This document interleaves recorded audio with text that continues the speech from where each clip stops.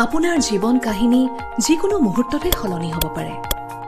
এটা ষ্ট্ৰোক আৰু হঠাতে হৈ পৰা এটা ফুল ষ্টপ। গতানুগতিক জীৱনটোত এক নিস্তব্ধতা।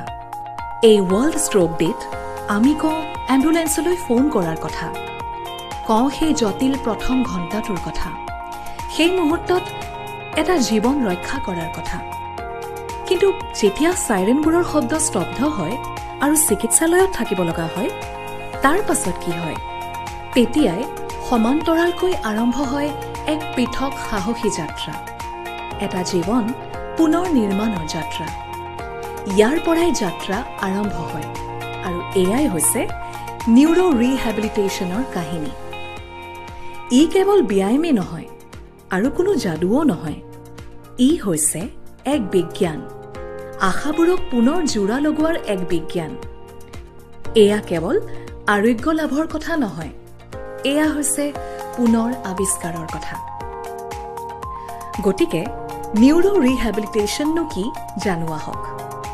ইয়াক প্ৰায়ে শাৰীৰিক চিকিৎসা বুলি বেছিকৈ ভুল বুজা দেখা যায়।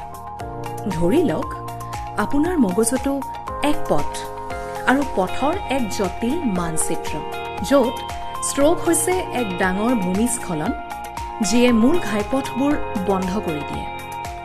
নিউৰো ৰিহেবিলিটেশ্যন হৈছে নতুন পথ বিচাৰি উলিওৱাৰ এক প্ৰক্ৰিয়া, য'ত মগজুৱে নতুন স্নায়ু সংযোগ গঠন কৰি নিজকে পুনৰ সংগঠিত কৰে। এই যাত্ৰা আপোনাৰ অকলেই নহয়, ইয়াত আপোনাক সংগ দিব এক সম্পূৰ্ণ নিষ্ঠাবান নিউৰো ৰিহেবিলিটেশ্যন বিশেষজ্ঞৰ দলে।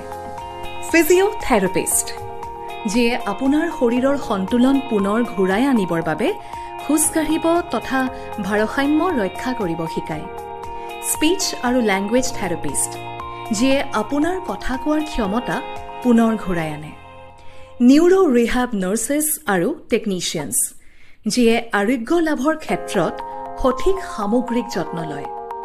নিউৰো চাইকলজিষ্ট, অকুপেশ্যনেল থেৰাপিষ্ট আৰু ডায়েটিচিয়ান, যিয়ে আৰোগ্য প্ৰক্ৰিয়াত সহায় কৰে। আৰু নিউৰো ক্ৰিটিকেল কেয়াৰ ফিজিচিয়ানছে নিয়মীয়াকৈ মেডিকেশ্যনছ পৰিচালনা কৰে। বৰ্তমান যুগত নিউৰো ৰিহেবিলিটেশ্যনক উন্নত প্ৰযুক্তিগত উদ্ভাৱনৰ দ্বাৰা ছুপাৰচাৰ্জড কৰা হৈছে। আমাৰ হাতত আছে ৰবটিক এক্সোস্কেলিটন, যিয়ে মগজু আৰু ভৰিক পুনৰ খোজ কাঢ়িবলৈ প্ৰশিক্ষণ দিয়াত সহায় কৰে। ব্ৰেইন কম্পিউটাৰ ইণ্টাৰফেচ, যিটো হৈছে এটা ভাৰ্চুৱেল ৰিয়েলিটি, যিয়ে পুনৰাবৃত্তিমূলক টাস্কবোৰৰ জৰিয়তে মগজুৰ প্ৰশিক্ষণত সহায় কৰে। লগতে আছে আৰ্টিফিচিয়েল ইণ্টেলিজেন্স AI 360, যিয়ে মগজুৰ হিলিং চাৰ্কিটছবোৰ সক্ৰিয় কৰাত সহায় কৰে।